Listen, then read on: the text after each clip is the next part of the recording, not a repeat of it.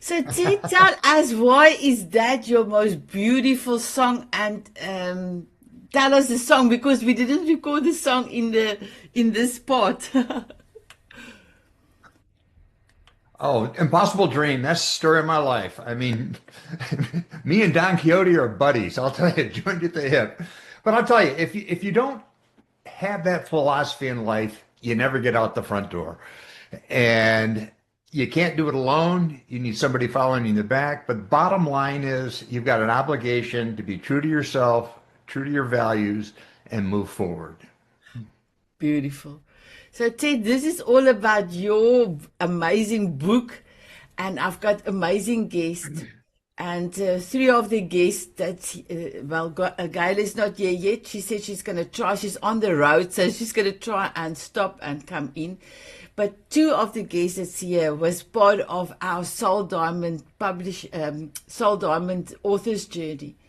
And we had an amazing show. So for those that have missed your show, please go and to my YouTube channel, Self Love Ignites Me, and watch Ted's show where we discuss his book. It was amazing. I actually had part of the show also on Sunday show of your Power Hour that came through. So if you looked at Ted, everywhere you will see Ted's information. You will know this is Ted, his photograph, and then Beverly and Suzi were on the summit, Money Mastery. So we're going to ask the ladies to say something about you and then ask you a question. So first of all, I would love to play Suzi's video. Hers is just over 2 minutes. And then then we can start with, I think, Beverly, let us start with you, because you and Suzi was part of the summit. Just let me quickly pull her video up. Just give me 1 second. Okay, share a video. Okay, where did I put the video? Just give me 1 second. There's a video. Hi everyone, I'm Suzi Dent from Suzi Dent Entertainment Services. Can you all see her? I think you've got my slides up. Yeah, so I went into her video, but it didn't let me see now, and now you will probably be able to see her. Can you There see we her go. now? Yeah. Okay, perfect. Here we go. Let me just open it. There. Hi everyone, I'm Suzi Dent from Suzi Dent Entertainment Services. I'm a motivational speaker, an author, a TV presenter and a film and television hair and makeup artist. And I'm delighted to have been on Love Illuminated show 17 as a co-host when I was introduced to Ted McLyman. He's quite amazing. He has a lot of things he can talk to you about money, and I learned a lot about what my money mindset was. Now, he's launching a book, which is why we're here, and it's very exciting that we're at the launch right now, Confessions of a Reformed Financial Advisor, which is great. What I did learn from Ted is it's so important to know what your mindset about money is and what your behaviour with money is, and do we act rationally with money? And while I was listening to Ted on the show that I was doing with him, I learned a lot about myself. And Ted has written in part of his book and talks to us about he has invented a 5-step money behaviour system. Now, when I was listening to Ted, I thought, I started hearing different things about money. And when I had money and I sold my house and I'd never been in a position to have money before, I spent it. I went overseas, bought a car. Of course, I don't have any money left now because I've spent it. Are you a spender? Are you a saver? You know, what is your money language? You're going to learn so much about money from listening to Ted and reading his book. And I'm really delighted that you're going to be hearing more from him today. And I totally, absolutely recommend you getting his book and learning more about your language with money. Because it's not about what we know how to spend money. We don't go through life, working out what we're going to spend our money on. We get it, we spend it, or we save it. So you're going to learn a lot about what your money language is and how you behave with money, and it's going to help you be better with money because Ted is an expert. So sit back, relax, and enjoy learning from Ted and listening to the people who have read all his book, as have I have, and enjoy learning about who you are and how you can do better with your relationship with money, because I know I've now got a different way of looking at money after listening with Ted. Thanks so much, everybody. Enjoy the show. That's great. Ted, how do you feel seeing beautiful Suzi? Oh, that is excellent. She used a new term that I hadn't used before, and that's money language. And that's excellent. That encompasses really the essence of what I talk about, because language is so unique to the individual. And it's how you express your true values and feelings about things. So money language is good. Money personality, money language. I love it. Oh, beautiful. So Beverly, my beautiful Beverly, can you please introduce yourself and then please tell Ted something and then ask him a question. Thank you. I'm Dr. Beverly Wixon, Infinite Abundance and Happiness Coach, best-selling author, international speaker. And I was on Summit with Ted also. And I remember in the very beginning, I have to say, I was thinking, he was a financial advisor. I'm all about mindset with money. And I really thought it was going to be total opposites in the beginning, but I was amazed how similar we were really when we talked about money. And I really liked hearing it from a man's perspective also, because so often the men that I have met are very logical and definite with their money. And they don't think that the way you think about money has anything to do with it. So it was very refreshing to hear all of that from you and to see that you did talk about personalities with money, because we all have these different personalities. And as Suzi said, we can be spenders, we can be savers, we can be hoarders. There's all kinds of different ones. And so I'm excited to hear more about that today, because I learned a lot from you too. And I was, like I said, I was really happy to see that we actually have a whole lot in common with the way we thought about it. And so I would love to hear you talk more about, and I know we're going to hear it today, about the different personalities that you have dealt with and why you are a reformed financial advisor. Yes. Yeah. I'm actually on a 12-step program, and it's a day-to-day basis. I'm probably on step 9 or 10, depending on my wife and where we are at a big box store any given time. But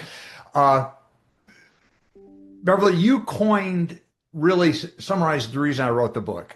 We put everybody into boxes and stereotypes with money. And it's ironic that most families, money is split very binary. It's one or the other, it seems to do it. And one of the reasons I got so involved, particularly on the reform side, was I would deal with a lot of men getting it set up, but a lot of women in the execution when something happened. And there was a fundamental schism there, a disconnect, not only personality behavior, but just how things need to get done. And it was fundamentally broken. And that's where I decided, me and the impossible dream, we need to fix this. We need to have a completely different mindset about money. Because money is one of the few things that I know of that we put everybody in a box and we assume everybody is exactly the same, but we don't do it in anything else in our lives. So we should be surprised when people get money right, not when they get it wrong. Wow, I love it. Thank you, Ted. Thank you, my beautiful Beverly. So my beautiful Rosebud that had a birthday yesterday. So please, can you introduce yourself? And please don't forget your tagline. I miss doing this. I miss it. And then ask give you a comment to Ted and then ask his question. Thank you, my beautiful Rosebud. Absolutely. I wasn't even going to say that. So thank you for having me talk about my book. But I basically enter people's lives. I'm known as an earth angel, and I'm being placed in people's lives who lack direction and confidence. And I offer them some clarity. And I do that in so many ways. One of the ways is through my Amazon #1 best-selling book called Skip the Pain, Experience the Pleasure. And the tagline is cut the crap that's holding you back so you can live the life you love. And that's really what I aspire to do, is help people cut away from all that thing. And I do that in so many different ways through my books. I have a new book coming out. I'm an international motivational speaker on many platforms, podcasts, TV shows, and I do certain healing modalities, whether it be a Reiki master. I've been there from not walking and talking. I've gone through grief all the way to working on a healing path. And it's not just a one-time thing. So I absolutely love this topic about money, because a lot of times we use that as an excuse or a restriction. So I'm going to speak in my case. I had to have a certain amount of money. I won't say the amount. It's in Canadian dollars, so it's a lot of money, for a treatment once a month. So we had to make a decision to go without, again, the mindset, right? So go without certain things in order to get this treatment, instead of looking at it as if, look, I get to have this treatment. That's my value, is my health, period. And if it means changing a few things in my lifestyle temporarily, or however long it would be, what's the priority? Is it going to be whatever vacations, or is it going to be the treatment for my health? And that's one of the things I really extracted from your book. It's focusing on the values. What do you want to take away in life, and how you can think about money? So first of all, I really wanted to thank you for that. And that really gave an aha moment, and I was able to talk about that with other people.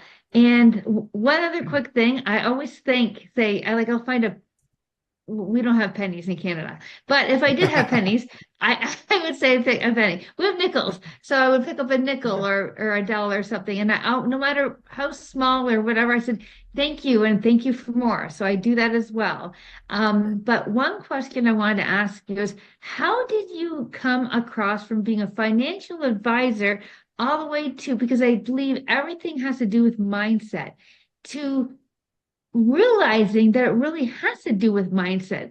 What made that shift for you? Great question. Great question. And I think you also encapsulated in discussing your career, in your journey, that we tend to exclude money. We put money in a different box. And that was one of the things that really got my attention. But I've been working with people on money my entire life. And in most cases, it was reactive, not proactive. It was after the fact, trying to fix something. And we always tried to fix something with something that doesn't necessarily appropriate for the individual or the circumstances. And what I mean by that, and let me give you a metaphor. I could say you come to me and you say you want to learn how to drive a car. And I could send you to YouTube and the net and the library and get you technical manuals. And you could learn the engineering and the viscosity of oil, if you even know where it goes, and read all the road signs, and then give you the keys and watch you go kill yourself. Or I could sit down and get to know you. First thing, what's important about an automobile to you? What's the value? What are you going to use it for? Are you going to be taking a truck to Canada to pick up cattle to go to the West Coast? Or is it for entertainment? Are you going to be in an RV? That's the question we never ask in the financial planning industry. It's all about goals, and the goals were usually presupposed. I was trained that you really wanted 4 things in life: You wanted a comfortable retirement, a nice house, kids in college, and a little extra spending money. Nothing else mattered. Well, that's ridiculous. So I got very frustrated with the conventional approach was that we could take a cooker cutter approach to money like we do driving. And it doesn't work. And after about 2 to 3 years of being very successful doing it the traditional way, I got fed up and I said, I'm going to do it my way. Back to the song, The Impossible Dream. So I went out for my own firm and we started working on the behavioral perspective because I realized very quickly that money is easy. It really is. It's just put it in at one end, turn the crank, and it comes out the other. You can put math and algorithms and all that. It makes it really remarkably simple. The problem is it's a messy process. And what I found is most people are not geared to do that. As a matter of fact, 60% of our population are not geared to do that. So once I fully grasped that my job was to understand and manage behavior, not money, the light came on and I found the direction I needed to move in. The challenge was fighting the traditional way of doing things in economics, in finance, financial literacy, financial planning. They have a very set cookie cutter approach. It's been around for years. They think it works. But if it did, why do so many people have problems with money? And that was the question I wanted to answer. And that's how I got to the book. That's how I got to the model. And that's what we're trying to fix. Awesome. Thank you. That's perfect. Thank you, my beautiful Christa, my beautiful Laura. Hello. Hi, Ted. Hi, team. It's so good to be back with my Yes. girl. Oh, and Ted, you and I stayed on long after your first show with us and really had some great conversations and wanted to wait till the book launch comes out, but we're going to reconnect. What I love about what you're saying and what the team here on the show is bringing to the forefront is this is not just about, and then fill in that blank. For me, as a thought energy architect, speaking all over the world on mindset development, how we think really does create directive of how we act, behave, habits, right? And then the personalities that we think we are.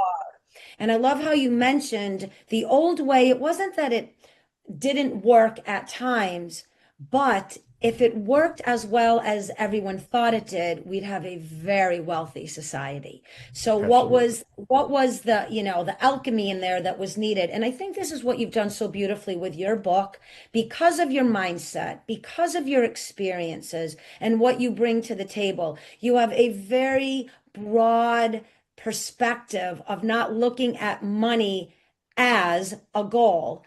You look at it the way I look at everything. It's energy. It moves. It's either stagnant or it's flowing. And what happens in that middle bridge is what we apply in the human condition: limitations, expectations, etc. And a lot of our money, right, patterns are based on our parents or our grandparents. So I want to bring a pretty pragmatic question in for the listeners, because I'm always about the listeners. And whoops, sorry, I'm Laura Brennan, Ballet, international #1 best-selling author, speaker, etc. Please find me, The Science of Empowerment. I'm there for you.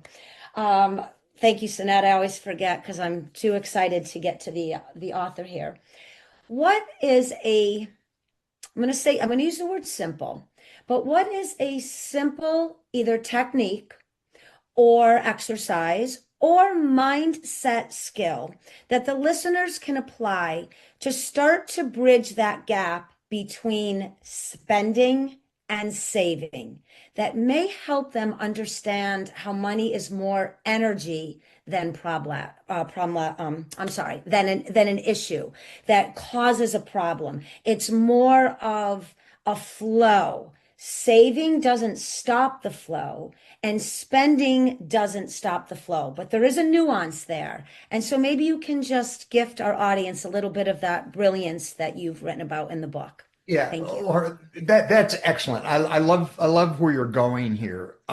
Money's a conduit. That's all it is. It's a way to get things done. And in the book, I use a metaphor of barter and the problem of making change with a chicken. Okay, it's messy. The chicken doesn't like it, and where do you put the coin? And we have to understand, the first thing we need to understand is we're human, and we're always going to be human first. And our brains and our bodies and our essence have evolved over thousands and thousands of years to do a couple things really well: stay alive, look for opportunity, and pass on our genes. That's actually three things. Money doesn't fit in there. Money's been around for about 5,000 years. Our brains have been around for eons. And the disconnect is our brains are focused on all those other things. And then it gets messy when you bring the modern economy in. And it's not getting any easier. I talk about this in the book. I added a new chapter on technology. Technology makes us do dumb things with money quicker and easier. Before, you had to really think about it. You had to really take some time. But to get back to the question, what can we do to get this thing going? Number one, never judge. It doesn't matter what your money behavior is. You just need to know what it is. Unless you're way out at the extremes and it's dysfunctional. And there are some cases like that. Okay, that's a whole different preview, and you probably need some help. But for most of us, we fall in the middle, and you may have a propensity to be a spender or a saver or want to have help or not have help. The point I'm trying to make here, it doesn't matter. The key is you need to know. Because success with money is first not only understanding your identity, but embracing it. Not apologizing for it. I don't care if the valet at Nordstrom's knows your name and your license plate. That is not the point. That's who you are. Now, the reality is, unless you have infinite resources and absolute abundance in everything you have in your life, there probably need to be some constraints. You have to figure out how to add that to the reality of achieving what is important about money to you, your values, not stuff, and do it in a way that gives you balance. That's what I saw was missing with most people, because we always get fixated on the goals. I got to have this: bigger car, bigger house, better school, more clothes, this, that, and the other thing, which in the long and short of things, it's irrelevant. If it doesn't support your psyche, your emotional well-being, it's meaningless. So you ask for a quick little exercise. How do you make this happen? Well, I challenge every listener, first go into your closet, do a 360 and look around and see what you got in there. Then I ask you, why? What is important about this stuff to you? Why do you need 25 pairs of jeans? Okay. I'm not saying that's right or wrong, but that's a valid question. What it gets into is what drives you, what motivates you to spend and choose the way you do. And there are a lot of things that are non-conscious that influence you. It is your upbringing, your belief set, which starts well before adolescence, but it's solidified by middle school, influenced incredibly strongly by your peer group, and that continues for life. So your values, your beliefs, it's values drive beliefs that drive habits. And most of our spending, 95 to 98% of it, maybe 99%, is automatic, non-conscious, and emotional. So once you understand, that's just being human with money. There's nothing wrong with that. Unfortunately, with a society, and if you got one person in a relationship that is more directed and analytical, that's their approach. But it might not work for you. It doesn't mean one's right, one's wrong. My problem with the industry is we spend too much time trying to put everybody in the same box, of which nobody's terribly happy. It doesn't work very well. And the end game is we just perpetuate the problem.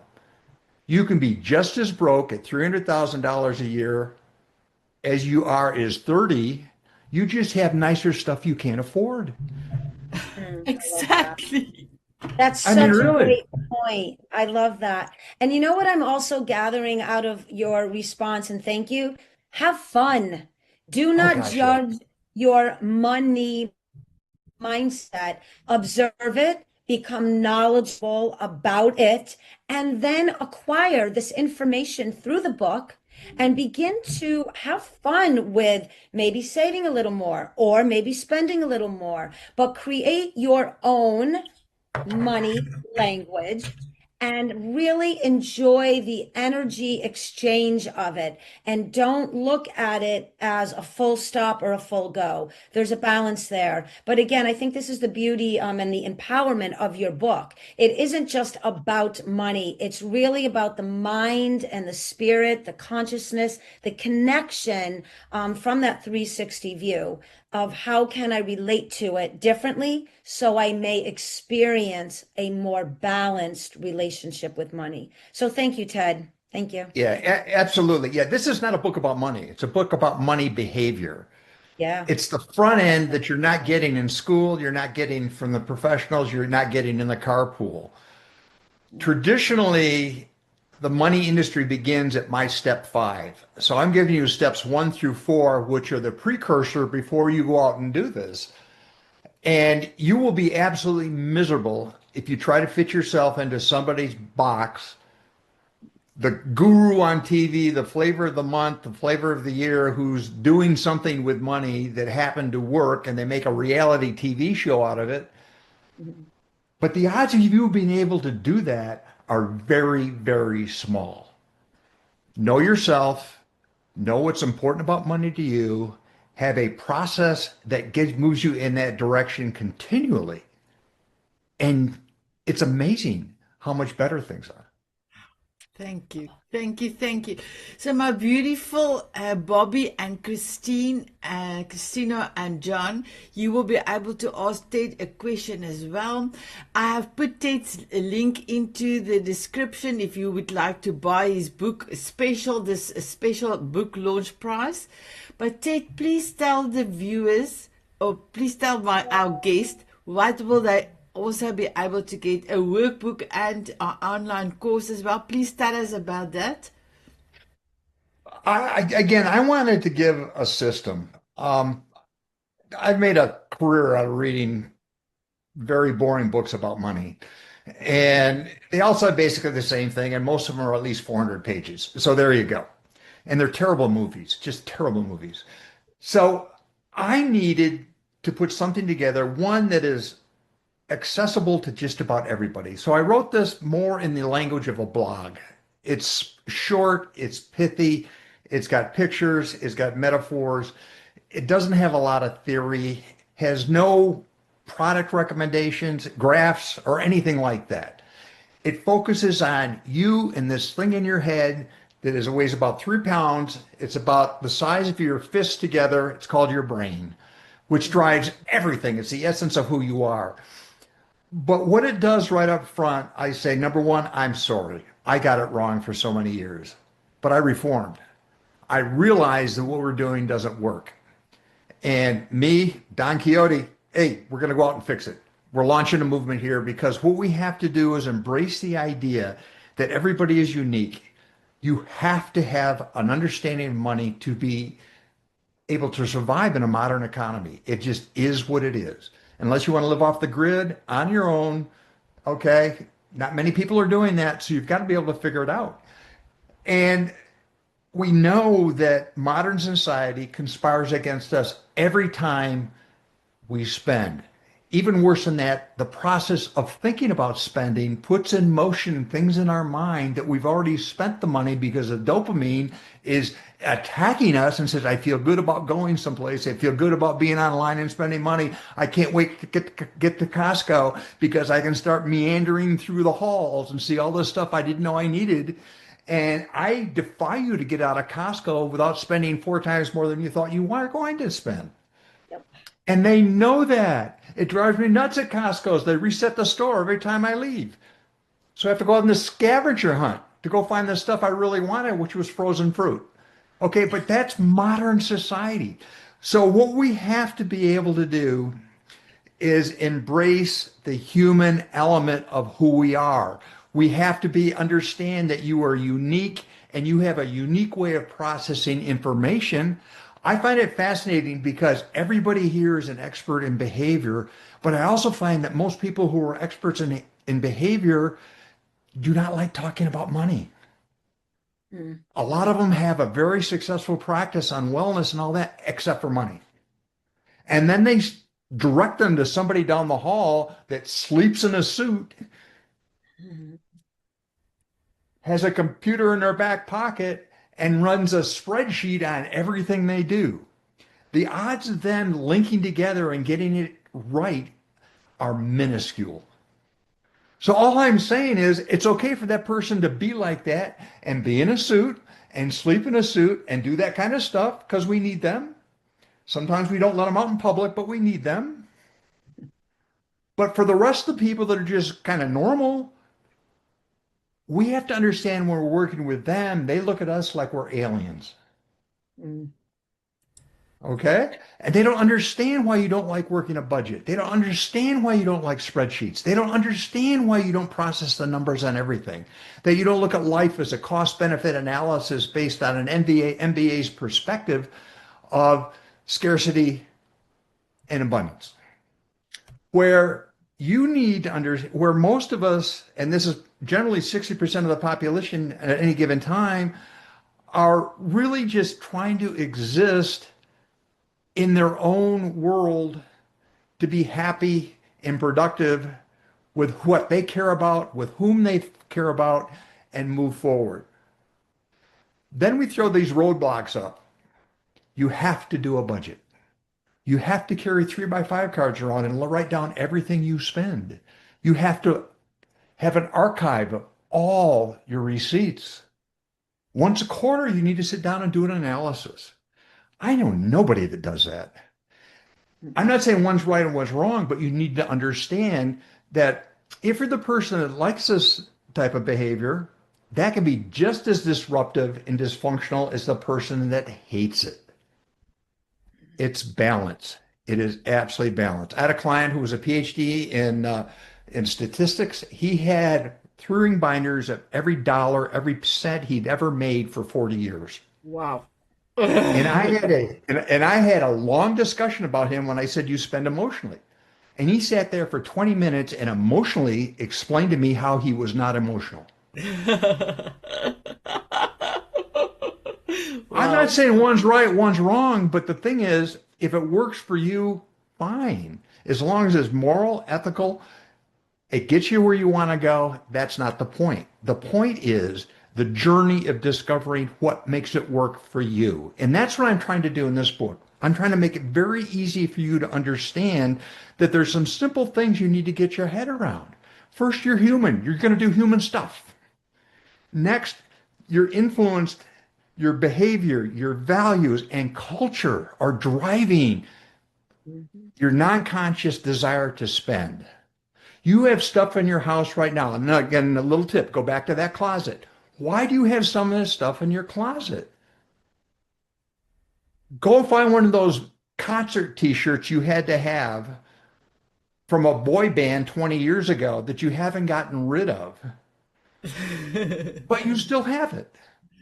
Okay, that's yours. That's your emotional attachment. But at the time, it probably made a lot more sense maybe than it does now. Here's another thing. Ask the question before you do anything consequential. What is important about money to me? And this is a value judgment. We're fixated on goals in the financial planning industry. Goals are just things that it's very easy to do. You give me 3 variables, I can get you a goal. That's not the problem. It's time, rate of return, and money. But why? It's the why you have to answer. Why do you need the car you drive? I don't care what it is, but you ask the question, what's important about this automobile to me? If it's prestige, go for it, but embrace it. If it's transportation, that's a different value set. Embrace it. So what's important? Understand the precursors to your money beliefs. It's probably family. You probably have very, very strong recollections of incidents in your life that were significant with money, maybe back to even in kindergarten, 4 or 5 years old, you got your first chance to pick something out in the candy aisle, your first allowance. Okay, the first time you made a really dumb spending decision. We've all done that. Culture, I've already said that. If you've got young people in your family, particularly if they're into music, the international economy is doing things with their heads and money that we never envisioned. We thought the Beatles were a problem. I mean, it's all over the place. So Then technology. Yes. So sorry, I need to. There's still 3 people that would love to ask a question. Okay. So first of all, my beautiful ones, I did put the link for Ted's book in the chat. And then for Christa, I believe if you want to order, we saw yesterday from Cindy's book, if you're not in the USA, that link, you can just go on top and then change it to your country. But most of you are in the USA. So, John, I know Yes, I did that. Thank you. John, I know you are visiting your beautiful mum. So I'm going to ask you, would you love to ask Ted a question? I really like the idea of what we were talking about as far as how we view money. And so many times we think about it one way and it's another way. Now, I don't have a specific question right now.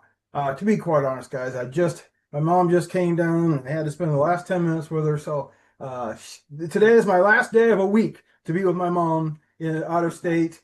So no, I don't, but thank you so much. I love the opportunity to be with her, but it makes it hard during that week to be on these meetings, but I will be back and I will share what I do and I'll learn more from you guys. Thank you so much. Thank you. But thank you, John, for coming through. I really appreciate that. And I know Ted as well. So my beautiful Bobby, do you have a question please introduce yourself first and then do you have a question for Ted? Hi, my name is Bobby. And honestly, I have not even been able to get my hands on your book yet. But I'm so happy that I did come today to be able to do this. I need a book like this in my life. Because it resonates with me. So what this is going to take a community to fix this. When I first got started trying to change the world of financial literacy and the like, it was very difficult because I tried the traditional top-down approach. You go to the 7th floor, meet a lot of people in expensive suits that really don't want to be there to listen to you. And you tell them stuff, they'll nod their head and they say, well, we got a PhD in the backyard that does that, which they don't. Or we've done this for years, which they don't. Or we get it, which they won't. And if we're going to truly make a difference, and what I mean by making a difference, in the United States, less than half the states have a requirement for financial literacy. And I'll even take traditional financial literacy, which I think is not the way to go. But when I was in college, I had to demonstrate I could swim 25 meters to graduate. It would have been better off they taught me how money worked. Mm-hmm. Okay? I'm more interested in surviving that part. The swimming part, I can figure that out. So our priorities are different. And sorry, she didn't ask a question yet. Question? My question is, do you think that there was an impact of COVID and then all of a sudden parents have to become the teachers when it came to money? Yeah. Matter of fact, I did a lot of this I wrote another book during COVID, which was the precursor to this one. And what I found during COVID, there were some interesting behaviors that we witnessed when people were incarcerated for 2 years, for one form or another. That after you rearranged the closet, painted a couple of walls, then you jumped a little bit, maybe you wanted to do a little remodeling, then you took a course and got certified as a coach. what we found was people were looking for things to stay occupied, and money was a catalyst in a lot of it. We also found that people began to question their relationship with money. For the first time in a lot of people's lives, they were put into a new kind of stress. Was there going to be enough? And that was a new experience for many people, which caused trauma. It caused anxiety. That has also been impressed and imprinted on their children.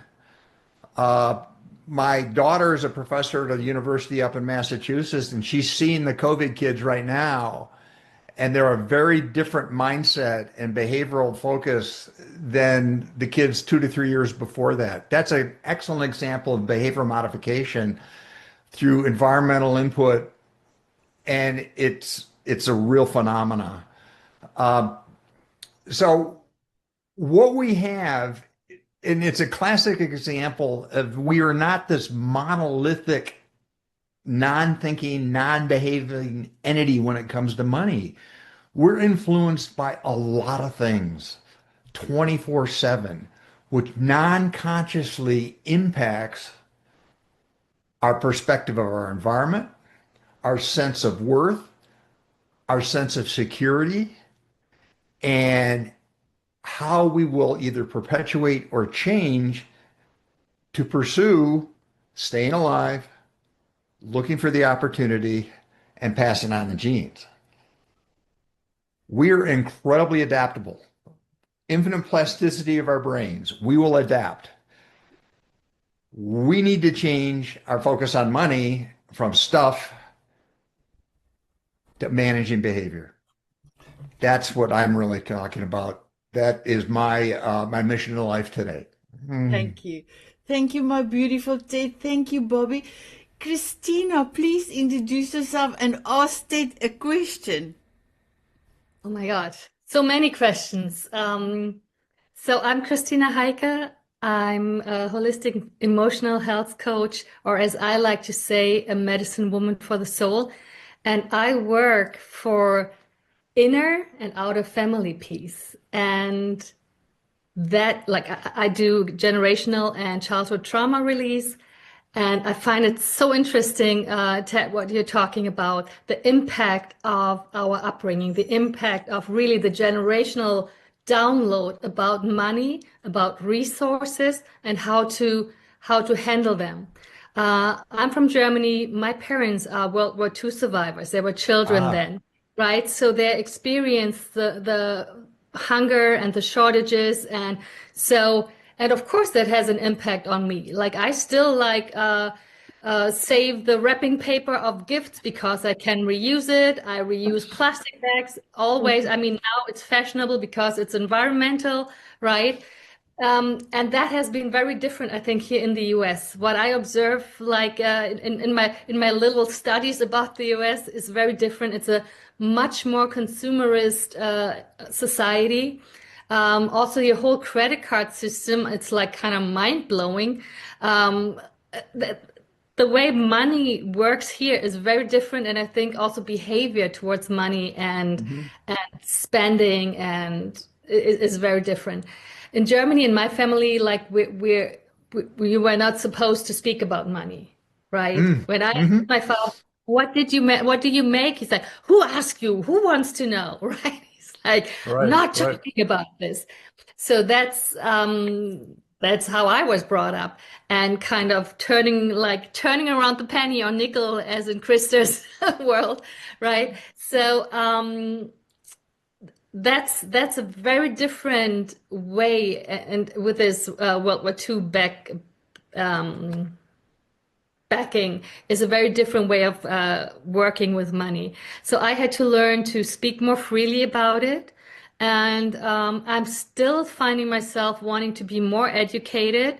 I find books about money usually pretty, like, either, well, boring is not the right word. It's more like it's almost over my head because I don't understand all the economical connections, right? So right now, like, one of my burning questions is, what's going on with crypto? Is it a good idea to invest there?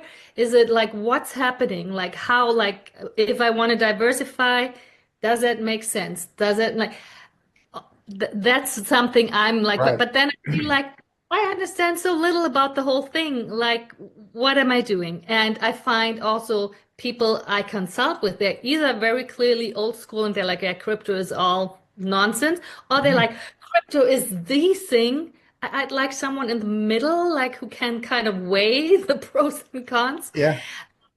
Yeah. So there's a lot of, and again, the whole financial system seems to be getting revamped right now, and I don't understand it. I don't understand really what's happening. So maybe you can shed a little bit of light on some of that. Yeah, you've encompassed a challenge, and one of the reasons this book I think is so topical is in the first part one of the book, I talk about the three things that conspire against us. And that's our biology, our beliefs, our values, beliefs, and culture, and technology. Those are the dynamics that run the world quicker, faster, smaller. I just thought it was amazing that Sanet and I could sit there at, other sense of the world and exchange texts and talk about this thing when 2 generations ago, most people didn't know where New Zealand is, nor did they care. Okay. Right. I remember my mother screaming into the phone, talking to me in America just like 15 years ago because she thought it's so far away. Yeah. Yeah. So what I tried to do, economics is nothing more than the human condition expressed in allocating scarce resources. That's all economics is. It's human behavior. And it's driven by our biology, our values. Our values are driven by our culture. I think our culture is the biggest touchstone. And my European friends are always amazed when they come here and they realize that New England is almost the size of France. And that sets them back a little bit. And they realize that you can't drive across Texas in an afternoon. That throws them back a little bit. And one of the reasons we spend the way we do is we didn't have the devastation after World War II. Yeah. So all of that are cultural markers that influence our behavior with money and how we think and act. And your parents influenced on you because they truly experienced scarcity. Nobody in the United States did, unless you were actually in the fight. So I developed a model that built on the construct that we're human. My model is very simple. 5 steps. Number 1, what are your values? And I don't care what they are, but you need to know what they are because your values are what drive you. They're your touchstone. They're your safe space. They're what make you do what you do. Values turn into beliefs.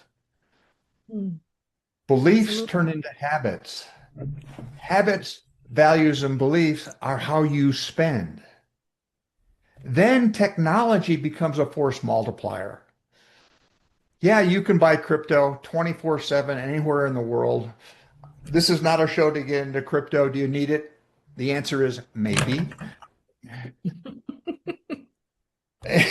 See, I was an economist too. Maybe. But once you understand your values, then it's a deep dive of what I call your money temperament. Your money temperament is just naturally how you're wired to react with money. It's a subset of your natural behavior. Most of you here work in behavior professionally, and you accept that. But for some reason, we tend again, when we talk the money thing, it's either the coach or counselor or the wellness person I'm talking with gets all squirrely because they want to deal with it. So they send them over a financial guy who doesn't want to deal with the human part. And they wonder why it's a little squirrely. We need to mix. So I'm really looking forward to your book. I ordered it. I'm really looking forward what light you shed on that. Yeah, because it's a really much more intricate topic than numbers. Yeah. Oh, thank you. I'm so sorry to interrupt because we have got only 6 minutes left and we still need to dance and party out. Okay. So my last question to you, my beautiful Ted, is I just, when we talked about it, I gave you this proposal for the launch of your book So I have done something new that I've never done before, but I loved all the posting. I love doing your videos. I tell you that one real video was now people looked at it. There's now more than 500 people that have looked at it. For me, it's such a big thing. And for me, trusting me to do this launch for you. So how do you feel about the launch and, everything that has been done the last few days? It's like, for me, it was like... This is amazing. I mean, I texted to Sanet the other day and I said, do you sleep? And she said, not much. But anyhow, I mean, she's got a grandson on one lap. She's on the computer talking to me, doing text messages and designing videos. I think that's a full afternoon. And not many people can do that. But let me give you the other side of the coin. If you've ever been in a boardroom with a bunch of people in suits that work with money all day long and they design computer programs and algorithms to design financial products, you'll know why I'm happier here. Okay, I'll just leave it at that. There's a story about that in the book, and it has to do with a German, as a matter of fact. So what I am finding, if we're going to change the world, we have to be together like we are here. And it's just common sense. All I'm talking about is common sense. Money is not a mystery. It is what it is. It makes life happier or more miserable, but it makes it happen. You have to deal with it. But let's deal with it on a personal, human way. I don't care how you do it, but you need to know how you do it. So if you're going to do it better, you do it your way. You need a one-size-fits-you approach, not a one-size-fits-all. The cookie-cutter approach does not work. That's the old way of doing business. We don't accept it in anything else in our lives. Why do we accept it and tolerate it with money? I think that's broken and it needs to change. We're launching a movement. Join me. We're going to change the world. Wow, I love it. Bobby, did you have a question? Because we don't really have time, but if you have a comment, a quick comment, you are welcome. Yeah, it's a quick comment, really quick. Yes. Would you prefer like a hybrid version of that stuffy, not so much of a stuffy, but kind of a programmer? Well, am a programmer, but not the stuffy in the suit. Like a hybrid version of a person in your group. Yeah, absolutely. Absolutely. And if that's you, if I can take you out in public and we can carry on a conversation, it's going to be wonderful. Well, the in public part. I usually look outside and say, nah, it's too peoply out there. Well, no, and I'm being facetious here, but that's okay. In other words, I know what your lane is and I respect you. I open mind, sense of humor, treat everybody with dignity. That's the way I run my life. That's the way we do it. As long as we can laugh a little bit and we can share some information so I can learn a little bit, you can learn a little bit, and we get on with our lives, life is good. It's when that breaks down, I have problems. You can feel the frequency right there. You can feel that in. Exactly. And it's nothing but it feels good. Thank you. Thank you, Bobby. So my beautiful ones, thank you so much for being here, celebrating with Ted. So I'm going to stop the video because this is going to go on the Power Hour. So my beautiful ones, thank you so much for being here. My viewers, go and click on the link below and then go and buy Ted's book. There's something different about this book, because you will learn something about you. And like Suzi said, money language, and there was something said, Laura said that, Laura, and I was saying I want to write it down, and I didn't write it down, but as Laura, I've also mentioned, that's how you tap into the frequency. So my beautiful viewers, thank you for watching. We're going to stop that because we're going to do a dance. And we cannot do the dancing on because it's a copyrighted song. It is Bruno Mars 24 Karat Magic, Gold Carat Magic or something like that. But we just wanted to say, please have a look at Ted's book and please come and visit all of us and share your thoughts. Bye everyone. Bye.